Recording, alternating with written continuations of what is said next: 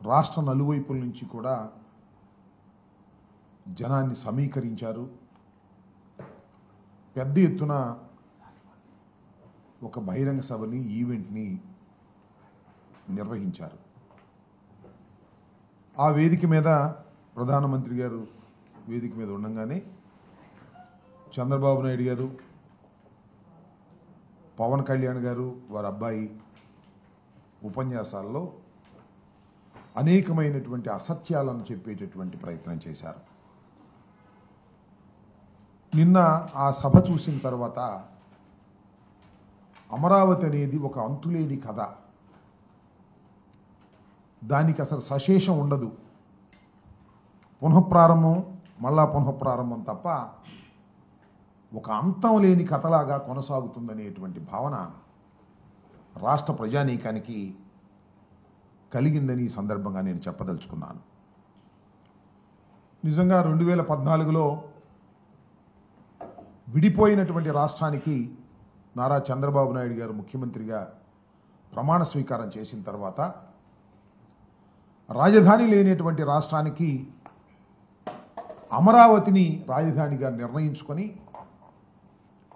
33,000 ఎకరాలు రైతుల దగ్గర నుంచి సమీకరించి ఆ ప్రాంతంలో ఉన్నటువంటి ప్రభుత్వ భూమితో కలిపి సుమారుగా 53,000 ఎకరాలను తీసుకొని అమరావతి నిర్మాణం చేస్తామని ఆ రోజు ప్రకటించారు. 5 సంవత్సరాల్లో చంద్రబాబు నాయుడు గారు అమరావతిని నిర్మించడంలో శరవేగంగా ముందు కదిలామని చెప్పారు. అద్భుతమైన నగరాన్ని సృష్టిస్తున్నామని చెప్పారు. కానీ 5 సంవత్సరాల తరువాత అద్భుతమైన నగరం పత్రికల్లోనూ వీడియోలోనూ కనిపించింది, కానీ అక్కడ మాత్రం కనిపించలేదు. It's a failure. 5 సంవత్సరాల్లో అమరావతి నిర్మాణంలో చంద్రబాబు నాయుడు గారు అట్టర్ ఫెయిల్యూర్ అయ్యారనేది జగమెరిగిన సత్యం. చంద్రబాబు నాయుడు గారు ఏం చెప్పారంటే,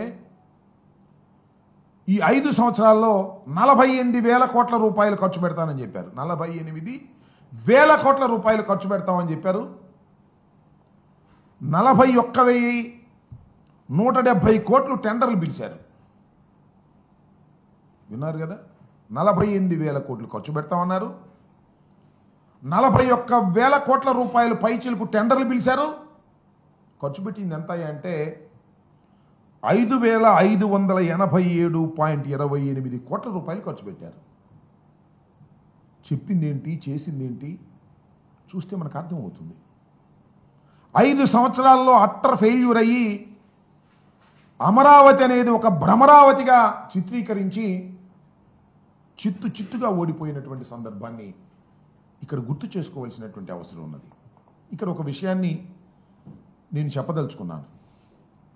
వైఎస్ఆర్ కాంగ్రెస్ పార్టీ ఏదో అమరావతికి వ్యతిరేకమని, వరల్డ్ క్లాస్ క్యాపిటల్ని నిర్మిస్తుంటే కడుపు మంటతో మేము మాట్లాడుతున్నామనేటువంటి మాట పలుమార్లు చెప్తున్నారు.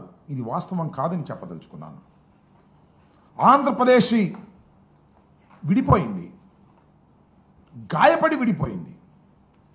రాజధాని లేదు. రాజధాని నిర్మాణానికి కేంద్రం 2,500 కోట్ల రూపాయలు ఇస్తామని చెప్పింది. రాజధాని నిర్మించుకోవాల్సిన పరిస్థితి ఏర్పడింది. ఆర్థిక పరిస్థితి బాగోలేదు. హైదరాబాద్ లాంటి పట్టణాన్ని కోల్పోయాం. అక్కడి నుంచి ఇక్కడికి వచ్చేసాం. 10 సంవత్సరాల పాటు హైదరాబాద్లో ఉన్నటువంటి ఇన్ఫ్రాస్ట్రక్చర్ని రాజధానిగా ఉపయోగించుకునేటటువంటి ఫెసిలిటీని మనకి విభజన చట్టం కల్పించింది. చంద్రబాబు నాయుడు గారు వచ్చారు, ఏం చేశారని అడుగుతా ఉన్నా. రాజధాని నిర్మాణం చేపట్టారా? రాజధాని నిర్మాణం కాదు, రాజధాని పట్టణాన్నే నిర్మిస్తామన్నారు. దురదృష్టం అంటున్నాను. ఒక అద్భుతమైన పట్టణాన్ని నిర్మించగలిగినటువంటి స్థాయిలో గాయపడి విడిపోయినటువంటి ఆంధ్రప్రదేశ్ ఆర్థిక వనరులు ఉపయోగపడతాయా అనేది ఆలోచించలేదు. ఒక అద్భుతమైన నగరం నిర్మిస్తాను. ఎంతండి అద్భుతమైన నగరాన్ని నిర్మించడానికి? 1,00,000 కోట్ల. 1,00,000 కోట్లతో అద్భుతమైన నగరాన్ని నిర్మించటానికి కావలసినటువంటి ఆర్థిక వనరులు ఆంధ్రప్రదేశ్కు ఉన్నాయా? లేవు కదా.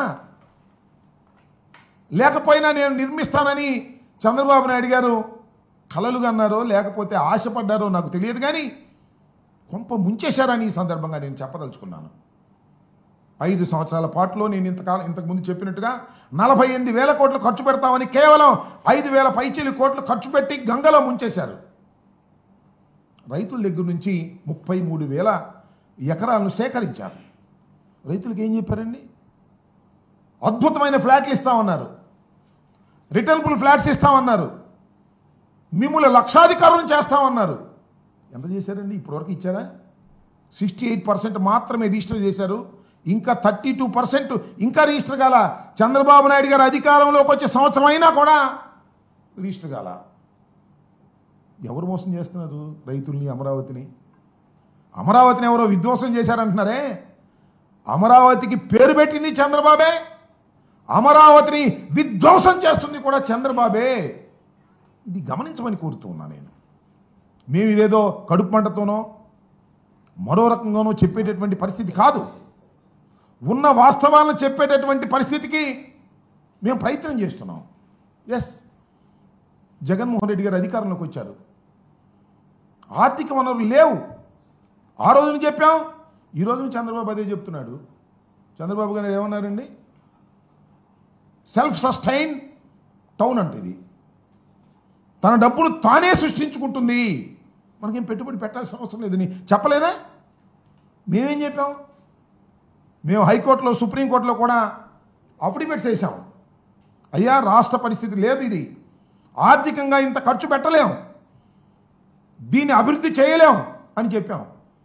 చంద్రబాబు నాయుడు గారు ఏమన్నారు? సెల్ఫ్ సస్టైన్ అన్నాడు. మరి సెల్ఫ్ సస్టైన్ అయితే ఏం చేస్తున్నారండి చంద్రబాబు నాయుడు గారు మీరు ఇవాళ? అప్పా, ఇంత అప్పండి, నాకు అర్థం కాలేదు.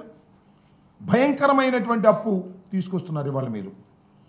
ఎవరు చేయాలి అప్పు? ఎవరు తీర్చాలి అప్పు? 52,000 కోట్ల రూపాయల అప్పు తీసుకొస్తున్నారు ఇవాళ మీరు. అప్పుల గురించి ఏమన్నారండి మీరు? అయ్యా, చంద్రబాబు నాయుడు గారు అనుభవజ్ఞులు మీరు. 4వసారి ముఖ్యమంత్రిగా ప్రమాణ స్వీకారం చేశారు. జగన్మోహన్ రెడ్డి గారు అప్పు తీసుకొస్తుంటే ఏమన్నారు? ఇది శ్రీలంక అయిపోద్ది అన్నారు, అప్పులతో మునిగిపోతుందన్నారు, అప్పు చేయడం తప్పు అన్నారు. అప్పుడు అప్పు చేయడం తప్పు, ఇవాళ అమరావతి కోసం అప్పు చేయడం కరెక్టా? ఎంత అప్పు చేస్తున్నారండి మీరు? 52,000 కోట్లు. ఏడీబీ బ్యాంకు నుంచి 15,000 కోట్లు, కేఎఫ్డబ్ల్యూ నుంచి 5,000 కోట్లు, హట్కో నుంచి 21,000 కోట్లు, సిఆర్డీఏ కమిట్ అయిన అప్పులు మరొక 21 కోట్లు, మొత్తం 52,000 కోట్ల రూపాయలు మీరు తీసుకొస్తున్నారు. ఇది ఎంతవరకు సమంజసం? సరే, తీసుకొస్తున్నారు. ఈ 52,000 కోట్ల రూపాయలు మీరు ట్రాన్స్పరెంట్గా ఖర్చు పెడుతున్నారా? ప్లీజ్ చెప్పండి. ఇది సద్వినియోగపడుతుంటే మీరు తల తాకట్టు పెట్టో, లేక మోడీ గారు మీ అవసరం మోడీ గారికి, మోడీ అవసరం మీకు ఉంది కాబట్టి ఆయన అప్పిప్పించే కార్యక్రమంలో ఆయన ఉంటే మీరు తీసుకొస్తే ఏం చేస్తున్నారండి అప్పుని? ఎంత అంచనాలు పెంచేస్తున్నారు? అప్పుడు 48,000 కోట్ల రూపాయలు మీరు టెండర్లు పిలుద్దాం అనుకున్నటువంటి టెండర్లని ఇవాళ 77,000 కోట్ల రూపాయలు పిలుస్తున్నారు. ఎందుకు అంచనాలు పెంచారండి? అప్పుడు శాసనసభకి మీరు ఎంత ఖర్చు పెట్టాలనుకున్నారు, ఇప్పుడు శాసనసభకు ఎంత ఖర్చు పెట్టాలనుకుంటున్నారు? అప్పుడు 2,271 కోట్ల రూపాయలు శాసనసభకు ఖర్చు పెట్టడానికి అంచనా వేశారు. ఇవాళ టెండర్లు ఎంత పిలిచారండి? అదే శాసనసభకి 4,689 కోట్ల రూపాయలు. అప్పటికి ఇప్పటికీ సిమెంటు, ఐరన్ ధరలు తగ్గినప్పటికీ కూడా ఎందుకు ఈ విషయాలను చెప్తున్నానంటే, మీరు అప్పు తీసుకొచ్చి అమరావతి నిర్మాణం కాదు దోపిడీకి మీరు పాల్పడుతున్నారు అనే విషయాన్ని ప్రజలకు అర్థం కావాలనేటువంటి అంశం మీద నేను చెప్పదలుచుకున్నాను. ఈ రకంగా అదే జాతీయ రహదారులు 20 కోట్ల రూపాయలండి కిలోమీటర్కి. ఇవాళ ఎంత అండి? అక్కడ 50 కోట్ల రూపాయల కిలోమీటర్కి దోచేద్దామని కాంట్రాక్టుల ద్వారా దోచేద్దామనే, అంత దోపిడీ చేయాలనేటువంటి దృక్పథం తప్ప అమరావతి లాంటి ఒక మహాపట్టణాన్ని నిర్మించాలనేటువంటి చిత్తశుద్ధి మీకు లేదు. కమిట్ అయిపోయారు, దాని నుంచి బయటికి రాలేకపోతున్నారు. దీనివల్ల రాష్ట్రం తీవ్రమైనటువంటి సంక్షోభంలో పడబోతుందనేది నా అభిప్రాయం. ఇవాళ ఏమీ లేదండి రాష్ట్రంలో. సంక్షేమ కార్యక్రమాలు లేవు, అభివృద్ధి కార్యక్రమాలు లేవు. అమరావతినే మొత్తం డెవలప్ చేసేస్తే ఆంధ్రప్రదేశ్ అంతా డెవలప్ అయిపోద్ది అనుకుంటే ఏమి లాభం చెప్పండి. పోనీ మీకు డబ్బులుంటే, రాబడులుంటే, బ్రహ్మాండంగా ఆదాయాలుంటే వచ్చిన డబ్బుల్ని అమరావతి మీద ఖర్చు పెట్టి ఒక అద్భుతమైన నగరాన్ని మీరు సృష్టిస్తే సంతోషమే. నాకు తెలియగలుగుతానండి, వరల్డ్ క్లాస్ క్యాపిటలా? How it is possible? ఎంత రాష్ట్రం మంది? చిన్న రాష్ట్రం, అవునా కాదా? దీని కెపాసిటీ ఎంత? గాయపడినటువంటి రాష్ట్రం కదా, విడిపోయినటువంటి రాష్ట్రం కదా. ప్రత్యేక హోదా ఉంటే తప్ప ఈ రాష్ట్రం బాగుపడదని ప్రత్యేక రాష్ట్రం ఇస్తామని చెప్పి హామీ ఇచ్చి మన బుజ్జగించి మన బయటికి పంపించారే. పోలవరాన్ని కూడా మేమే నిర్మిస్తామన్నారే. ఆర్థికంగా దెబ్బతినిపోతుంది ఈ రాష్ట్రం విడిపోతే అని భావించారే. అలాంటి రాష్ట్రానికి మీరు ఒక మహాపట్టణాన్ని, that to a world class capital, ఏంటండి ఇది? దేశమా? ఆఫ్టర్ ఆల్ రాష్ట్రం. ఆదాయాలు ఎంత? దాని కెపాసిటీ ఎంత?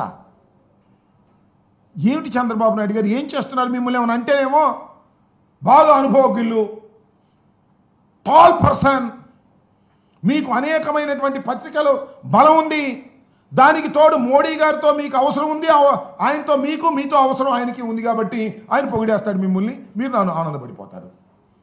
రాష్ట్రం ఎక్కడికి పోతుందని ఆవేదనతో చెప్తున్నాం, గుర్తుపెట్టుకోమని మనం వచ్చేస్తున్నాం. మేము రాజధానికి వరల్డ్ క్లాస్ క్యాపిటల్ నిర్మించటంలో ఆయన నిర్మిస్తానంటే మాకేం అభ్యంతరం లేదు, మాకు సంతోషమే. కానీ సాధ్యం కాదు.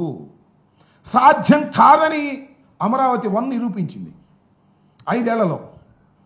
ఏం కట్టారండి మీరు? నాకు అర్థం కాలేదు. 5 ఏళ్ళు మీకు అవకాశం ఇస్తే తాత్కాలికమా? అసెంబ్లీ తాత్కాలికం, సెక్రటేరియట్ తాత్కాలికం, హైకోర్టు తాత్కాలికం, అన్నీ తాత్కాలికమే కదా. తాత్కాలిక కూడా ఎంత ఖర్చు పెట్టారండి? 5,000 కోట్ల రూపాయలు.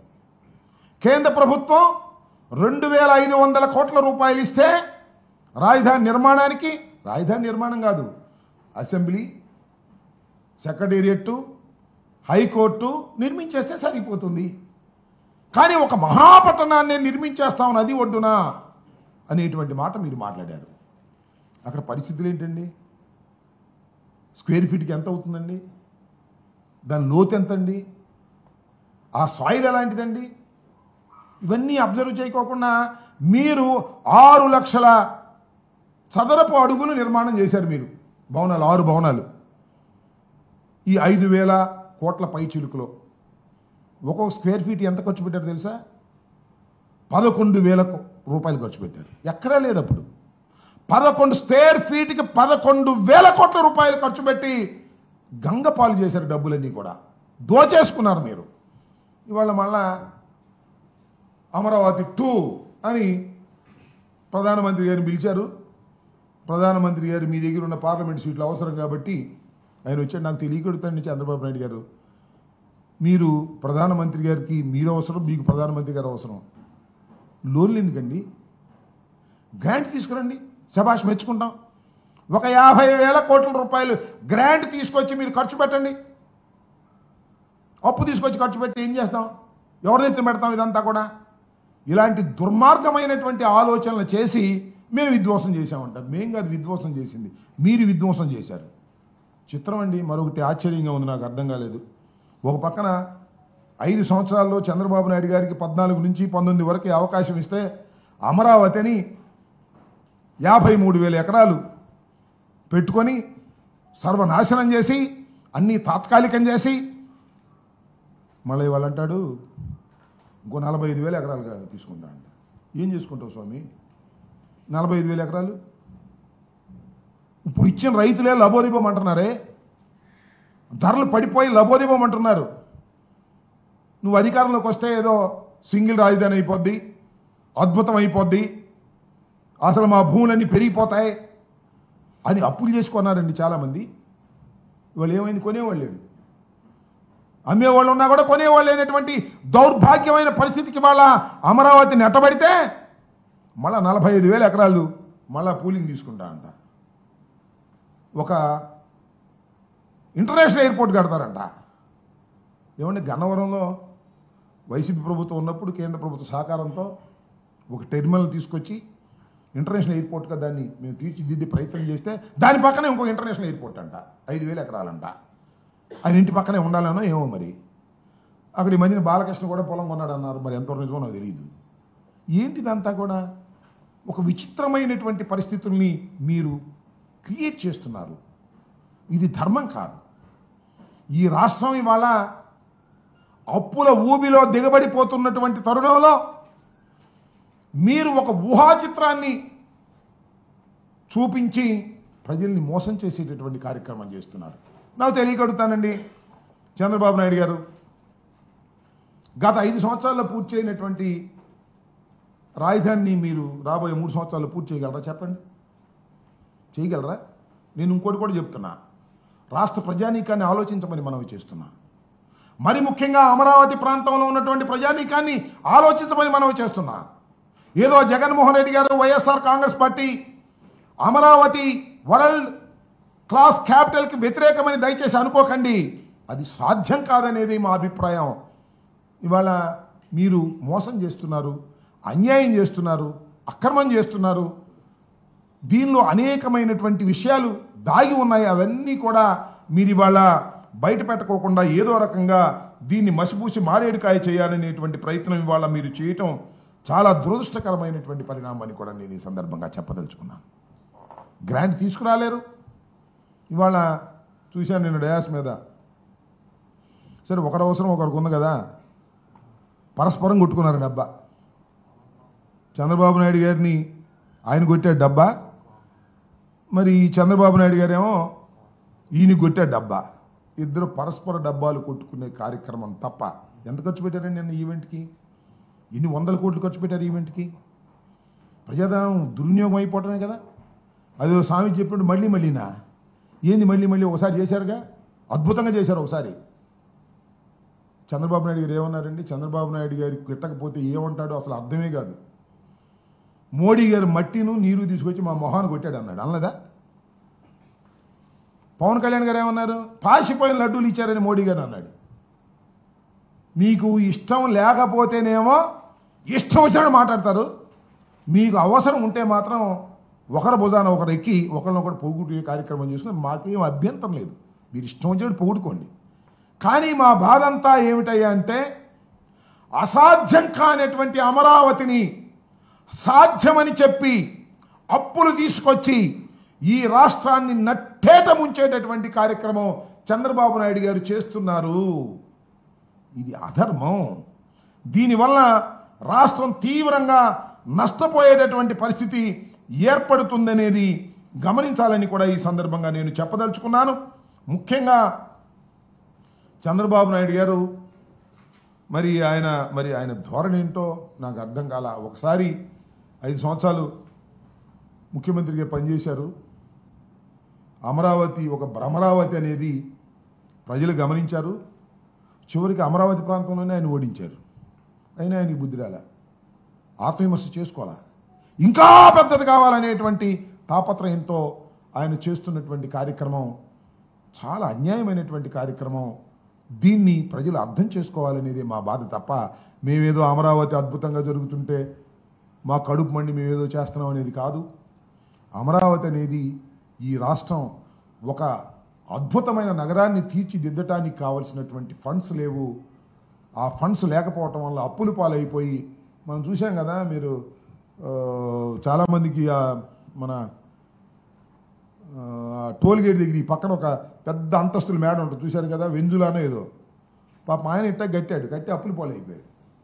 చివరికి దానికైతే రాష్ట్రానికి పట్టేటటువంటి పరిస్థితి ఏర్పడేటువంటి అవకాశం ఉందనే విషయాన్ని దయచేసి మర్చిపోవద్దని, ఇలాంటి కార్యక్రమాలు చేయటం చాలా దురదృష్టకరమైనటువంటి పరిణామం. దీన్ని మసిపూసి మారేడుకాయ చేసి ఏదో అద్భుతాలు సృష్టిస్తామనేటువంటి ప్రయత్నం 3 సంవత్సరాల్లో 4 సంవత్సరాలు ఇప్పటికే 1 సంవత్సరం అయిపోయింది. నేను ఇంకొక విషయాన్ని కూడా చెప్పదలుచుకున్నా.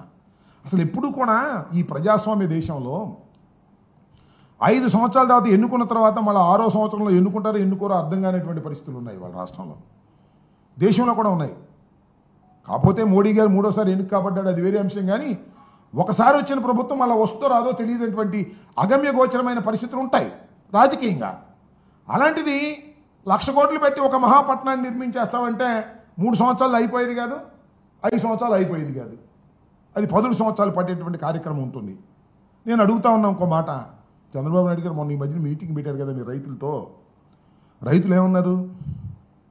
ఏమండి దీనికి ఒక చట్టబద్ధత కావాలి అని అడిగారు. డ్యాష్ నేను చట్టబద్ధత ఇప్పిస్తానన్నావు.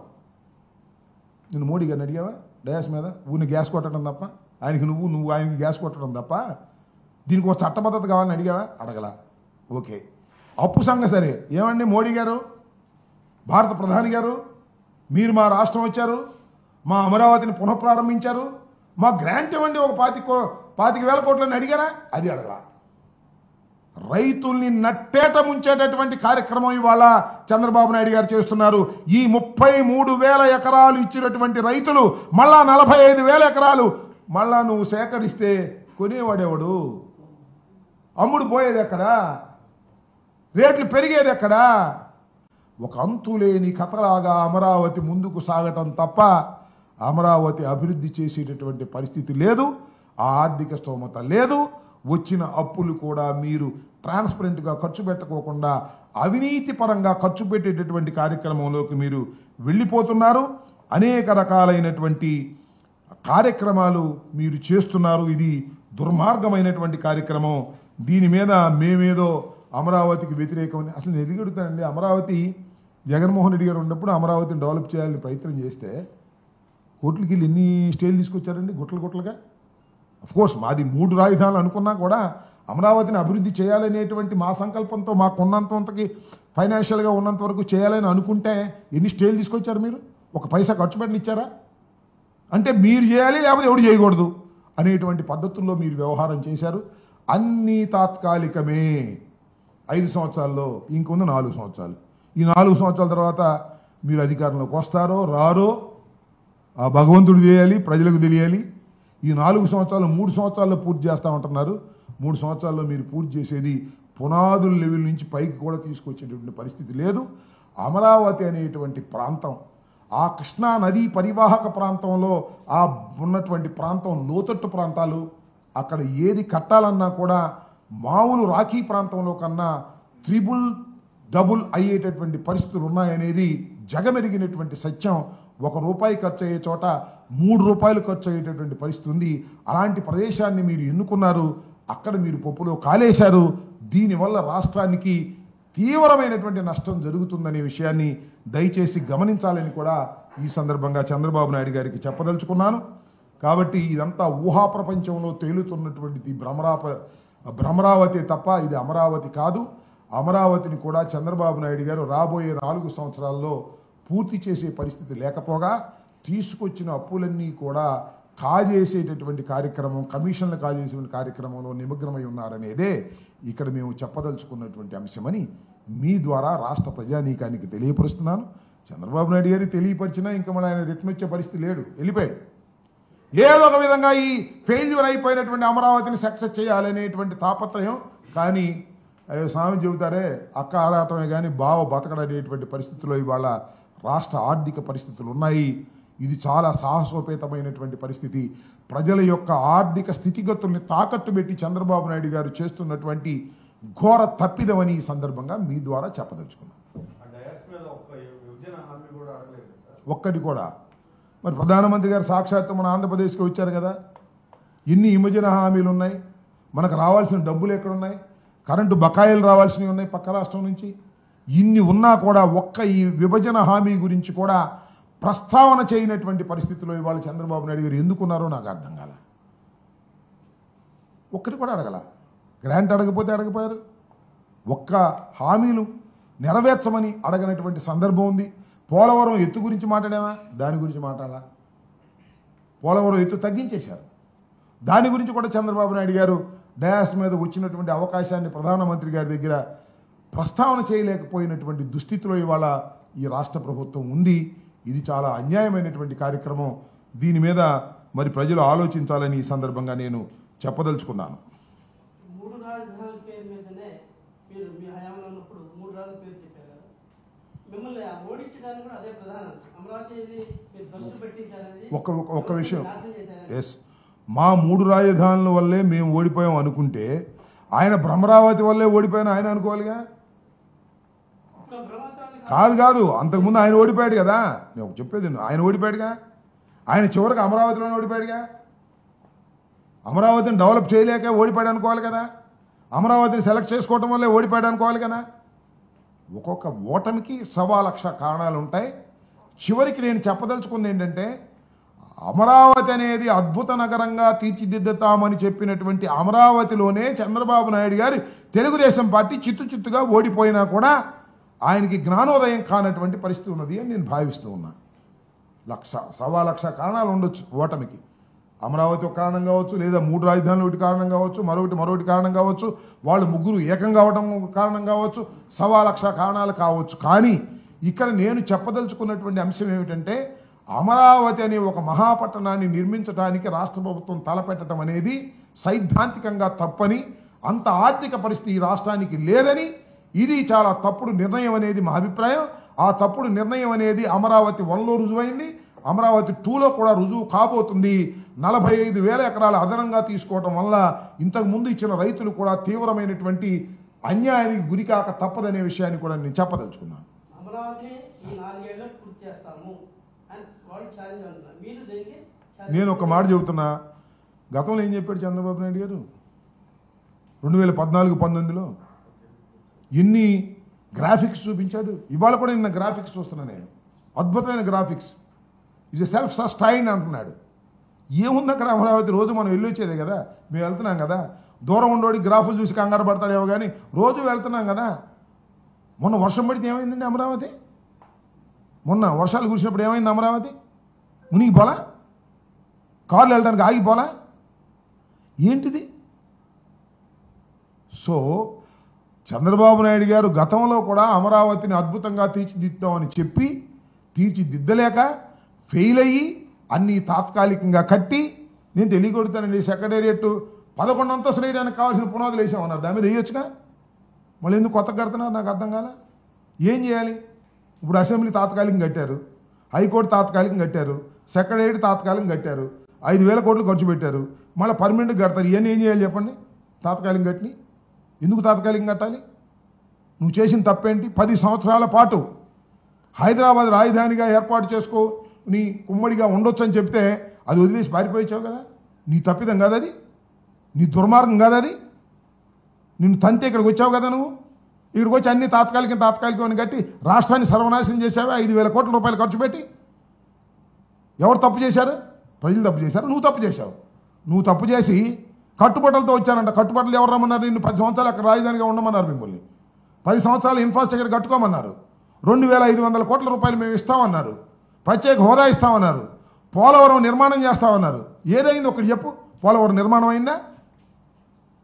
2,500 కోట్లు మాత్రం ఇచ్చారు. పోలవరం నిర్మాణం కాలా? ప్రత్యేక హోదా రాలా? నువ్వు మాత్రం పారిపోయొచ్చావు. అక్కడ తంతారని పారిపోయొచ్చి ఇక్కడికి వచ్చి అన్ని తాత్కాలికం అని కట్టి డబ్బులన్నీ సర్వనాశనం చేసి ఇవాళ మళ్ళా అప్పుల కోసం ఎగబడతా ఉన్నావు. 52,000 కోట్ల రూపాయలు అప్పులు తీసుకొచ్చేటువంటి పరిస్థితి ఉందా ఇవాళ రాష్ట్రానికి? ఏదో కేంద్ర ప్రభుత్వం నీకు అనుకూలంగా ఉంది కాబట్టి వాళ్ళు పర్మిషన్ ఇచ్చారు. గ్రాంట్ ఇచ్చారా? పోనీ గ్రాంట్ తెచ్చుకో. సో చంద్రబాబు నాయుడు గారు ఒక అద్భుతమైన అబద్ధాలు ఆడి అమరావతి పేరుతో ఆంధ్ర రాష్ట్రాన్ని మోసం చేస్తున్నారు. ఇది ఇవాళ కాకపోయినా అమరావతి రైతులకి, రాష్ట్ర ప్రజలకి, నలుచెరుగులా ఉన్న రాష్ట్ర ప్రజలకి, శ్రీకాకుళం దగ్గర నుంచి తిరుపతి, అనంతపురం అక్కడ ఉన్నటువంటి ప్రజానీకానికి కూడా తెలిసి వస్తుంది. అమరావతి సర్వస్వం అనుకోవటం చాలా తప్పది. ఇది అన్యాయం, ఇది అక్రమం, ఇది దుర్మార్గం కూడా అని సందర్భంగా చెప్పదలుచుకున్నాను. ఇంగ్లీష్ మీడియా ఛానల్లో డిప్యూటీ సీఎం పవన్ కళ్యాణ్ గారు ఒక స్టేట్మెంట్ ఇచ్చారు. ఏమని? ముస్లిమ్స్ అందరూ కూడా ఉగ్రవాదులే. దీనికి మీరేమంటారు? ఆయనకి నేనేంటంటే పవన్ కళ్యాణ్ గారికి కన్సిస్టెన్సీ ఉండదు. ముస్లింలే దేశభక్తులు అంటాడు, ముస్లింలే ఉగ్రవాదులు అంటాడు. మళ్ళా ఈ రకంగా కన్సిస్టెన్సీ లేనటువంటి స్టేట్మెంట్స్ పవన్ కళ్యాణ్ గారు ఇవ్వటం సర్వసాధారణం. ఆయన ఒక చిన్నపిల్లోళ్ళు అంటాడు, అందుకనే మన మోడీ గారు చాక్లెట్ కూడా ఇచ్చాడు. ఆయన కన్సిస్టెన్సీ ఉండదు, ఆయన ఎప్పుడు ఏ మాట మాట్లాడతాడో తెలియదు. ఇది నా అభిప్రాయం. నేను ఇంతకుముందు అనేక సందర్భాల్లో చెప్పి ఆయన రాజకీయాలకు పనికిరాడరా బాబు అంటే మా వాళ్ళందరూ ఎగబడి ఓట్లు వేశారు. ఇప్పుడు కానీ తెలుసుకుంటారు. నేను చేసేది ఏముంది? ఓకే.